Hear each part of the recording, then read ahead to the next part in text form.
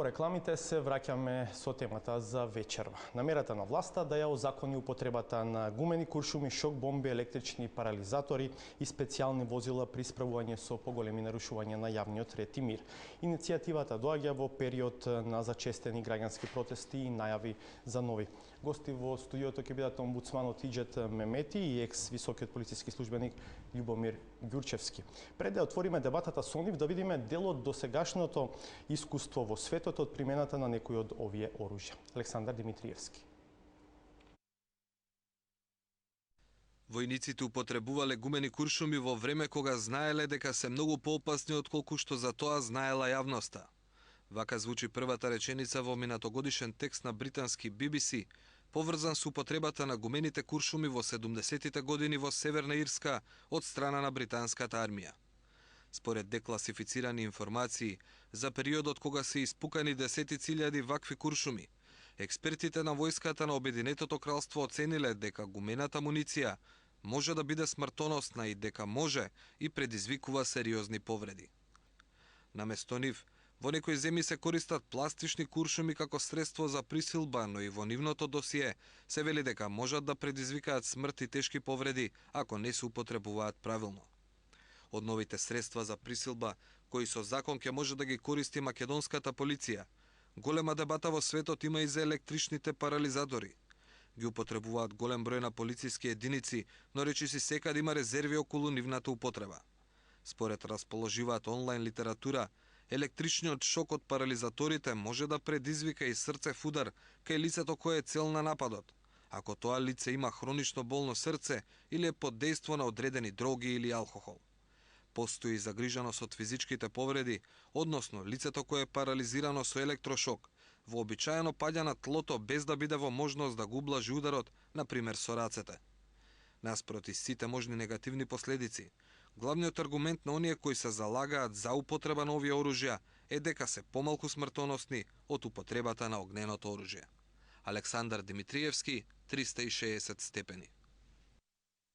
Добро вечер и добре дојде во 360 степени за омбудсманот Иџет Мемети и за поранешниот висок полициски службеник Љубомир Ѓурчевски. Ќе почнеме со господинот Ѓурчевски од позиција на поранешен висок службеник во хиерархијата на Бирото за јавна безбедност во МВР. Дали за вас е оправдано озаконувањето на овие оружја?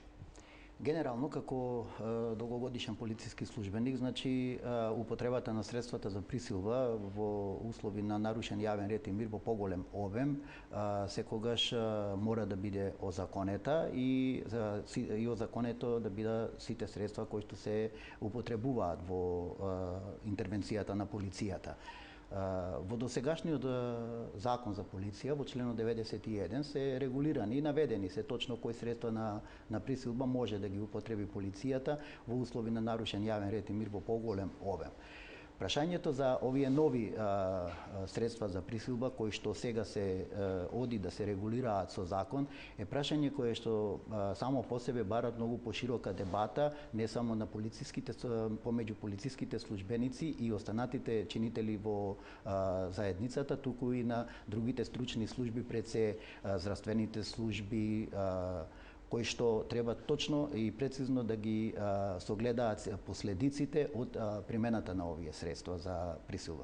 Јас лично генерално сум за тоа да секое средство кое што е дадено на полицијата да биде озаконето и ставено во закон, пред се затоа што се што е озаконето може да се постигнати подобар превенција во генералното спроведување на законите. Имено секој кој што граѓанин кој што е учесник во некаков протест, значи многу повнимателно и многу потешко ќе пристапуваат на насилно нарушување на јавниот ред и мир и примена на насилни средства спрема полицијата, знаејќи ги средствата кои што и се дадени на полицијата како механизам за употреба, односно за совладување на нападот од себе и од објектите кои што треба да се заштитат во дадена ситуација, во конкретно нарушен јавен ред. Значи начелно сте за, но имате но. Со соодветен степен на задршка, затоа што овде е потребна многу поголема дебата, особено околу овие нови средства за присилба кои што само по себе носат и многу поголема опасност по животот на граѓаните. Дел од тие видовме и во прилогот. Господине Мемети, ако тесно се читаат законите, вие немате директни ингеренции во однос на ова прашање, но кога полицијата освојува нов простор, секогаш се поставува прашањето за почитувањето на човековите права, а тоа е областа на вашите ингеренции. Каква е вашата оценка за намерата на полицијата за озаконување на овие нови оружја?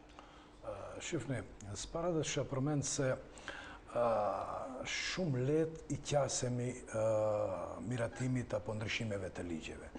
Se përket ligjit konkret, në të gjithë shtetet e Këshillit të Europës, Komiteti për Parandalim të Torturës ka bë analiza gjithësisht hulumtime dhe nuk mund të themi se të gjitha këta mjetet të dhunës janë të ndaluara, por ama ka diçka tjetër. E ajo është se në disa shtete nuk përdoren, kurse në disa shtete përdoren. Dhe t'i kthehemi Republikës së Maqedonisë. Edhe pse thash ka standarde të vërtetuara europiane në lidhje me vendosjen ligjore dhe praktikimin e tyre, nga çdo aspekt. Në Republikën e Maqedonisë unë pash ligjin I cili ndryshimet e ligjit, vlerësoj se Republikës së Maqedonisë I duhen norma apo ligje të cilat janë shumë precize dhe në asnjë moment nuk lën hapësirë për dyshime se ai I cili e praktikon në rastin konkret policia mund ta keq përdor. Nëse I hudhni njësi I ligjit të propozuar, do të shihni se janë të normuara disa mjete të reja të dhunës, siç është paralizatori elektrik apo plumbat e gomës e kështu me radhë. Në anën tjetër, standardi evropian tregon se nuk guxon në asnjë mënyrë të përdoren këta dy mjete, vetëm për hir të asaj se individi në turm ka sjellje agresive. Jo, këtë edhe Komiteti kundër torturës, a ne kemi normuar në ligj, këtë edhe Komiteti kundër torturës thot mund të përdoren në di raste. Flas për paralizatorin elektrik, vetëm atëherë kur ka rrezik të drejt për jetën e policit apo për ndonjë lëndim të rëndë. Me këtë dua të them se ligji që tash propozohet në vend që të rrit besimin e qytetarëve ndaj Ministrisë për Punë Brendshme, ai do ta zbe edhe më tepër. Pse? Për hir të asaj se normat nuk janë precize, nuk ka kritere të detalizume, kur dhe si, normat janë shumë të përgjithshme dhe siç thash, lën hapësirë që ata edhe të keq përdoren. Unë do të them se shumë lehtë është të normosh një normë, që tham ka edhe në shtete tjera, ka shtete të cilat I kanë pas këto mjete të dhunës dhe I kanë lënë anësh, nuk I përdorin më. Ka shtete të cilat I përdorin. Unë shfletova Kroacinë për shembull. Në Republikën e Kroacisë përdoren plumbat e gomës. Në realitet kjo jo plumbat e gomës nuk përdoren, ose në Austri. Paralizatori elektrik edhe atje që nuk përdoret. Përdoret paralizatori elektrik në Kroaci, por nuk është në ligjin për polici, është në ligjin për ekzekutimin e sanksioneve dhe ai përdoret në raste individuale. Është shumë me rëndësi si do të praktikohen këta ligje. Për hir të asaj se niveli I përgatitjes profesionale I policisë në Republikën e Maqedonisë dyshoj se ka ato shkaftësi që në mënyrë të bëj vlerësime shumë precize dhe vlerësime të cilat me të vërtet nuk do të ketë keq përdorime të këtine mjeteve të dhunës. Еве да видиме на дел од овие дилеми како одговараат од МВР. Разговаравме со портпаролот Иво Котевски, да го слушнеме, па ќе ја продолжиме дебатата. Веројатно прва и основна причина заради инициираните измени во законската регулатива е тоа што во изминатиот период бевме сведоци на низа насилни протести. Факт е дека и до овој момент голем дел од тие средства се имплементира, така што со ова измена само се доуредува законската област, односно се допрецизира полициското постапување, со што ќе се овозможи и поголема ефикасност на полицијата, но и точно ќе се знае одговорноста доколку има какво било пречекорување, во која било насока од кого било кој што спроведува одредени действија. Врз која база се користени тогаш, ако законот не ги дозволувал, дали смееле полициските службеници да ги користат? Тие не беа опфатени директно, таксативно наброени во Законот за полиција, но согласно член 2 став 6.6 од одлуката за видот на вооружување на полицијата и опремата на полициските службеници, донесена уште во јуни месец 2007 година од страна на владата, беше предвидено дека полицијата, односно полициските службеници кои што интервенираат при поголеми нарушувања на јавниот ред и мир, треба да бидат опремени со кратко и долго оружје за испалување на хемиски средства, ракети, гранати, мини, гумени куршуми и друг вид на муниција и проектили. Што значи станува збор за решение кое што не е ново, односно употреба на средства кои што не се нови, кои што и претходно биле опфатени, но со одлука на владата. Дали е веќе предвиден посебен тренинг за полицајците за употреба на гумените куршуми и дали се сеќавате зошто не су потребувани во изминативе години? Сите полициски службеници поминуваат низ соодветен тренинг во однос на средствата кои што ги употребуваат при својата работа. Полициските службеници и нивните претпоставени кои што се на терен прават проценка на состојбата и врз основа на таа проценка на состојбата носат одлука какви средства би било најефективно да бидат употребени за да се спречат евентуално посериозни последици од хулиганите, односно насилните демонстранти. Не ни одговоривте за делот кога последен пат су употребени гумените куршуми. Во овој момент немам таков податок кога последен пат се употребени, но ќе повторам дека полицијата исклучително внимава при употребата на кој било средства за присилба. Дали е можно електричниот парализатор да стане дел од редовната опрема на полицијата и да се употребува не само при поголеми немири и демонстрации? Согласно измените во Законот за полиција, електричниот парализатор ќе се употребува за моментално справување, односно привремено онеспособување и доведување во послушност на агресивни лица кога со истите со други средства за присилба нема да може да се доведат во послушност, односно да постапат согласно полициските наредби, така што истиот ќе биде дел од полициската опрема. Дали одговорноста при прекумерна употреба на сила или лоша проценка ќе завршува кај лицето што ја издава наредбата или ќе оди до повисоките структури? Секторот за внатрешна контрола и професионални стандарди е независен и постапува во секој случај кога има употреба на какво било средство за присилба. Исто така постапува и во секој случај кога има употреба и на огнено оружје. Така што, како и до сега, секторот за внатрешна контрола и професионални стандарди ќе изврши проверка на сите процедури, ќе ја преиспита неопходноста на употребата на средствата за присилба или пак на употребата на оружје и врз основа на истрагата која што ќе биде водена, ќе даде на тамошни насоки, односно ќе препорача дали кривична одговорност доколку навистина не биле почитувани стандардните оперативни процедури на постапување или пак ќе препорача ослободување од каква било одговорност. Не би можеле да преюдицираме ниту докаде би одела евентуалната истрага, но можеме да потврдиме дека како и до сега секторот за внатрешна контрола и професионални стандарди ќе продолжи да постапува во секој случај каде што има употреба на средства за присилба или пак има употреба на огнено оружје. Господин Ѓурчевски, ово последното е реално една од да кажем жешките дилеми.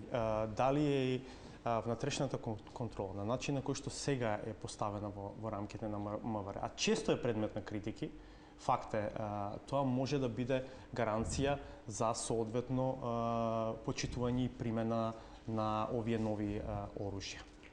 Сега може би е тоа вистинското прашање околу функциите, надлежностите, можноста секторот за внатрешна контрола и професионални стандарди во Министерството за внатрешни работи успешно и целисходно и законито и најзаконито да ја исконтролира употребата на средствата за присилба, а особено кога станува збор за употреба на средства на присилба спрема групи кои што биле насилни при одржување на јавни собири или при одредени протести.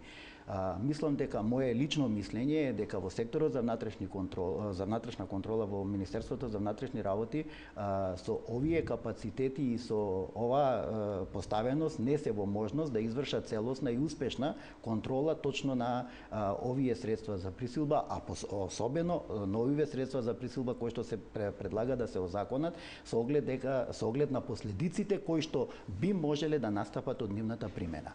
Јас од мојата пракса досега, колку што знам и колку што сум следел од сите овие настани од кои што се одвивале овде и како што се споменуваат за одредени насилни протести во Република Македонија, македонската полиција досега нема употребувано гумени куршуми. Тие како средство за присилба, односно како опрема, не како средство за присилба, како опрема на полициските службеници се точно предвидени за прв пат во 2007 година и нивните набавки почнуваат да се прават од 2007 година па навака. Значи, за да се набави било која опрема која што е составен дел на полициското работење, таа мора да биде предвидена и озаконета. Не може да се направи набавка на нешто што не е озаконето. Господин Мемети, тоа е интересно исто така прашање. Како е возможно со подзаконски акт да било регулирано употребувањето на овие оружја? Се користеле гумени куршуми, не, но еве јас имам овде остаток од рачна шок бомба кој што заврши во близу до нашите работни простории за време на еден од претходните протести. Се озаконети. Тие веќе стојат во член 91 од законот. Но гумени куршуми се набавувани, така?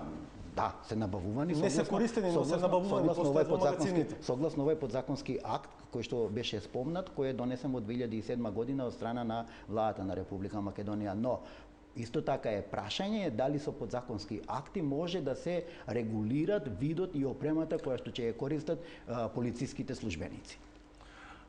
Unë mendoj se nuk mund të ndodh askund që me akt nënligjor të përcaktohen mjetet e dhunës.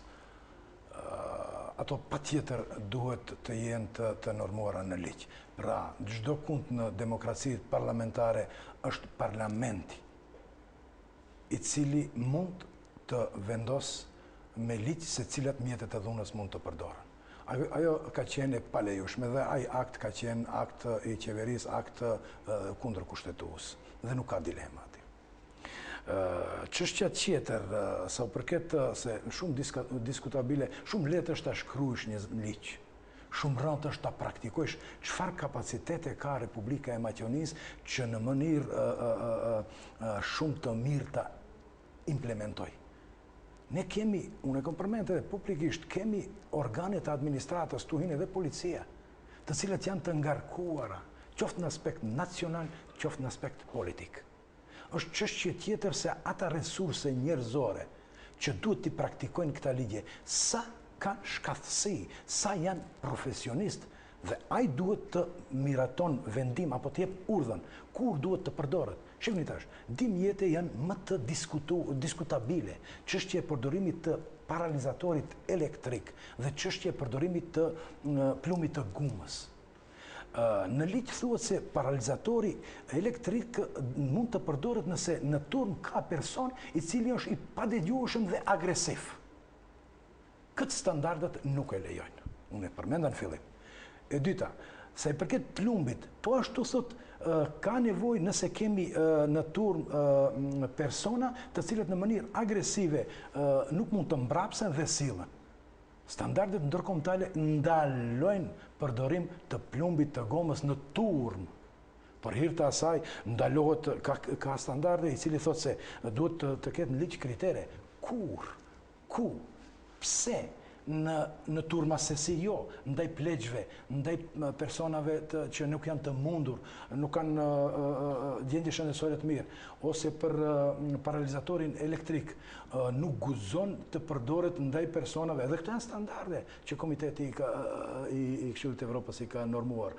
Nuk mund ndaj personave të cilët kanë smundje kardiovaskulare e kështu me radhë. Personi i cili përdor ose polici i cili do ta përdor paralizatorin elektrik, ai duhet mbas standardeve të jetë i aftësuar, jo si ta përdor kur ta përdor e kështu me radhë, por edhe në anën tjetër aspektin medicinal, aspektin mjekësor, ai duhet të jetë i përgatitur që të jep ndihmën e parë, pasi mund të shkon njeriu. Ne kemi raste në histori kur shtetet cilat kanë pas këta dhe i kanë hek këta mjetet të dhunës për hir të asaj, se ka ardhur deri te vdekja e personit i cili është gjuajtur me plumb gome, apo ka ardhur deri te vdekja e personit i cili është ndaj të cilit është përdor paralizatori elektrik. Ne kemi raste dhe gjykata ndërkombëtare e Strasburgit ka miratu akt dy gjykim me të cilin ka shpall fajtore se ka bërë tortur Republikën e Bullgarisë në rastin e Georgievi kundër Bullgarisë e kështu me radhë. Mendoj se Republika e Maqedonisë nuk është e gatshme që në këtë nivel dhe kështu të normuar ta praktikoj me efikasitet këtë ligj. Dhe besoj se lehet dyshime dhe hapësirë që të kesh përdoret, e cila nuk do të arris pastaj besimin neve çka na duhet. Neve na duhet rritja e besimit të qytetarëve ndaj policisë. Qytetari ta ndjen atë se është për mbrojtjen e interesit publik dhe të individit. Mund na ndodhë kundërta. Çdo herë kur në aksione policore lehet hapësirë e dyshimit, mbaron humb besimin ndaj institucionit, i cili është shumë i vlefshëm për Republikën e Maqedonisë. Unë kërkoj, apeloj, insistoj që të ketë më shumë raste kur polici edhe mjetin e dhunës do ta përdor në mënyrë profesionale dhe qytetari do të bindet, po mbrapsi rrezikun e drejt për marrje të jetës e kështu me radhë. Се согласувате дека се остава простор за злоупотреба? Просторот за злоупотреба е оставен со самото тоа што ние имаме сме во ситуација на правен вакуум. Значи, не е носење на овие законски измени само за да се донесат, а при тоа да немаме искуство и да немаме соодветно обучен полициски кадар кој што треба сето тоа да го спроведи на терен. Знаете, многу е тешко на полицискиот старешина кој што раководи со одредена акција на терен да донеси реална и правична проценка за одредена ситуација. Потевски вели дека тренинзи постои. Тренинзите се една работа, реалноста на терен е нешто друго. Знаете, многу е поделикатно кога имате пред себе насилна група. На тренинзите вие имате група која фиктивно е насилна. Но овде станува збори, се содрувате на вистина со една ситуација во која што треба да дојде до израз умешноста, знаењето и професионалноста на полицискиот старешина кој што раководи и кој што треба да ја издаде наредбата за примена на средствата за присилба. Никој да не биде повреден, никој да не биде повреден и врз никого да не биде и да нема прекорачување и злоупотреба со примената на полициската сила врз лицата кои што учествуваат на тие протести. Точно прашањето за контролата и за прашањето за прекорачувањето на употребата на физичката сила и средствата за присилба од страна на полицијата секој пат се каменот на сопнување на кој што наидуваме генерално, каде што граѓанското општество, цивилното општество нормално барат соодветна одговорност, одредени структури во Министерството за внатрешни работи што заради своето знаење или незнаење или заради прикривање или неприкривање па не даваат точни податоци, па ја избегнуваат одговорноста и така натака. Иначе јас во потполно се согласувам дека единствен кој што треба да ја регулират работата е собранието. Значи, законот да се донеси во парламентот и потоа да се изработат соодветни професионални процедури и стандарди во Министерството за внатрешни работи во врска со оваа примена на средствата за присилба, да се определат точно кои единици, кои структури и кои полициски службеници ќе ги употребуваат. Знаете, ние не можеме да дозволиме секој полициски службеник да располага со овие средства и да ги употребуваат овие средства. Господин Менети, дали сте добиле во последно време представка за прекумерна употреба на полициска сила за време на протести? Специфично за време на протест? Ja. Che mi bën hulumtim, por nuk kemi pas mundësi të vim deri te përfundimi i meritor. Por desha të përmendi sa i përket brutalitetit policor. Nëse e krahasojmë vitin 2012-2013, pati rrëmje të brutalitetit, gjithsesi, jo të brutalitetit, po të ankesave drejtuar deri te avokati i popullit. Kurse tash nëse e krahasojmë vitin 2013 dhe 2014, përsëri kemi rritje të brutalitetit policor. Ne vitin 2014 kemi ngrit di procedura penale. Njëna na është refuzu nga ana e gjykatës, kurse tjetra është në procedurë e sipër. Desha vetëm të përmendi se çfarë shumë e rëndësi është që përmendi çështja e kontrollës. Ajo është shumë e rëndësi. Në Republikën e Maqedonisë ka pas shumë debate në lidhje me këtë. A thu vallë kjo mënyrë e kontrollimit të policisë si është e vendosur në Republikën e Maqedonisë, sektori për standarde profesionale brenda dhe parlamenti dhe avokati i popullit me ingerenca të cunguara mund të japin kontribut, gjithsesi mund ta ushtrojnë detyrën deri në fund. Ja. Jo rastësisht ne si shtet kërkuam edhe ndihmë nga OSBE-ja dhe u bë një hulumtim se Maqedonisë çfarë mekanizmi kontrollues për punën e policisë i nevojitet, pasi ka vështirësi, ka probleme, nuk mund të ushtrohet kontrolla deri në fund. Dhe përfundimi ishte ky se në Maqedoni ose të ketë si ka diku instrument, po mehanizëm të jashtëm, ose prokurori ta bëj me kompetencat posaçme siç është në Kroaci, ose ombudspersoni, por jo me këto kapacitete dhe me këta mundësi, me kapacitete dhe mundësi shumë më të mëdha. Sa i përket brutalitetit policor, ne prej kur unë jam avokati i popullit, kemi paraqitur diku mbi 20 flet paraqitje penale për ushtrim të torturës apo të mundimit të qytetarëve nga ana e policisë, janë të efektuar edhe me vendime gjithësore disa nga ta. Vitin 2014, siç përmenda, kemi ngrit vetëm 2 flet paraqitje. Mendoj se Republikës së Maqedonisë, bile edhe me këtë ligj, i nevojitet do të ketë nevojë për shoqërinë mehanizëm me shumë më tepër ingerenca dhe jo me atë vendosje siç është tash. Полека ќе привршуваме, ако имате некаква завршна порака, вие, господине Мемети, дали, освен на ваков начин, во рамките на оваа емисија, кажувате некакви ваши ставови, дали ќе се вклучите институционално? Законот е во фаза на подготовка, се уште нема влезено ниво владина процедура. Кështu, është karakteristik jo vetëm Republikën e Maqedonisë, por edhe në shtetet përreth, në Serbi, në Shqipëri, e kështu me radhë. Ligjet miratohen në mënyrë shumë të shpejtë dhe shkaktojnë mjaft huti në sistemin juridik të vendit. Avokati i popullit, edhe pse është desh të ftohet në të paktën të jep mendim për këtë ligj, nuk kemi pas mundësi. Ne kemi, pasi ka kaluar fazën qeveritare, kemi zbret prej interneti. Ne do të japim kontributin ton dhe vlerësojmë se ai kontribut është në të mirë të shoqërisë, qytetarëve dhe shtetit sigurisht, atje ku kemi mundësi. Добро, ви благодарам многу што бевте мои гости вечера. Толку е времето во оваа емисија, но мислам дека сепак отворивме некои дилеми и ве придонесуваме во јавната дебата. Благодарам уште еднаш. Наред е саботажата на Сречко Поповски.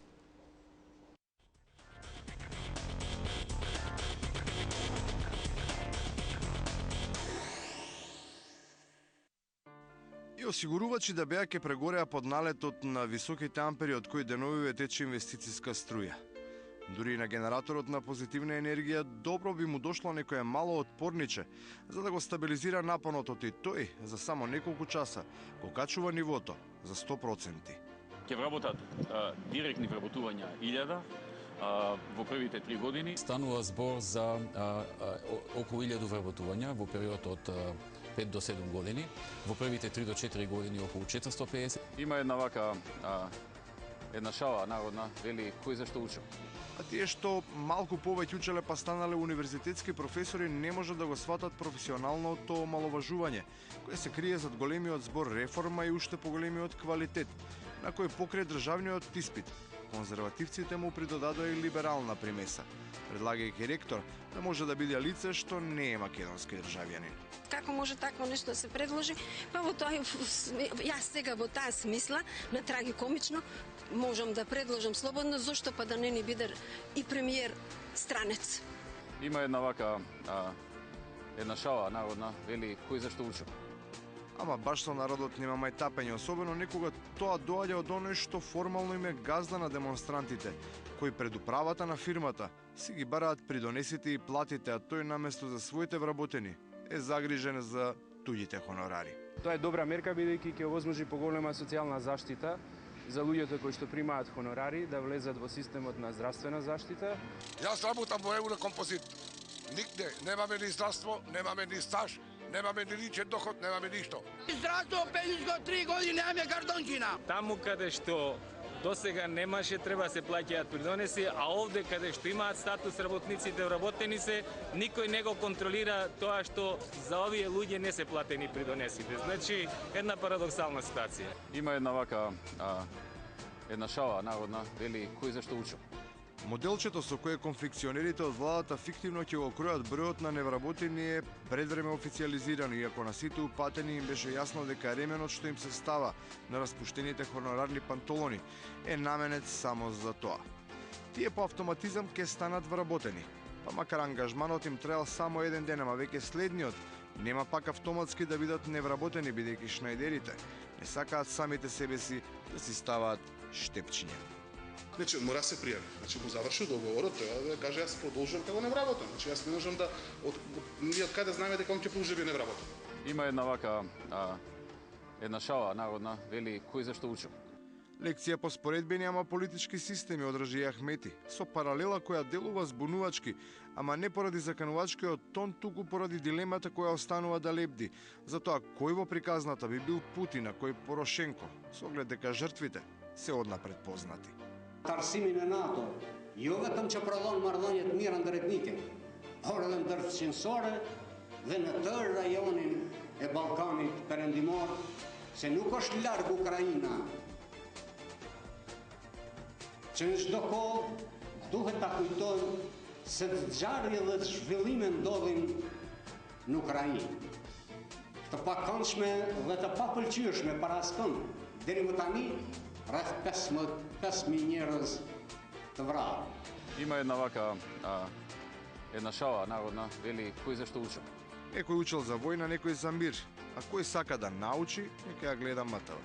Камиларот во чизми со карванот вчера минувал низ центар, ама за жал не успеал да ги забележи вработените од двете фирми кои протестира, иако едната дури носи име што наликува на она на емисијата Еврокомпозит. Ама за жал, таа не е доволно европерспективна за нивните евровредности промовирани низ евродебати. Минатите 7 месеци посетивме 30 општини, сите поголеми градови и места во Македонија во кои ги промовиравме европските вредности и дебатиравме за европските перспективи. Еве, вака европски го завршуваме дневник 1, ќе се видиме во 19:30. И на крајот, на сите оние на кои навистина име до шега. Има една вака, една шала народна, вели, кој зашто учил? Заврши уште едно издание на 360 степени. Ви благодарам што бевте со нас. Пријатно.